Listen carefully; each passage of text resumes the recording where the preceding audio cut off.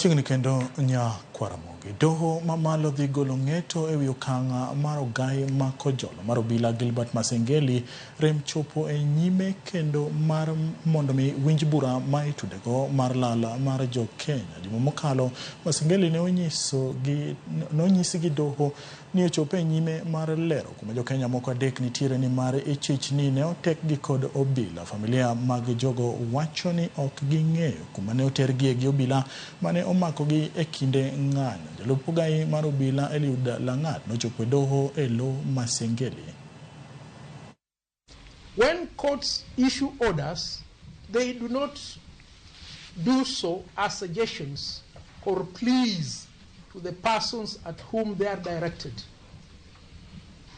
Court orders issued ex cathedra are compulsive, peremptory, and expressly binding. It is not for any party, be he high or low, weak or mighty, and quite regardless of his status or standing in society, to decide whether or not to obey, to choose which to obey and which to ignore, or negotiate the manner of his compliance.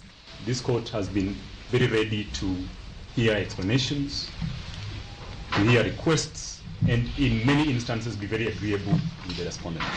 But the power of this court must now be exercised, and we invite you to find the acting or the Inspector General in contempt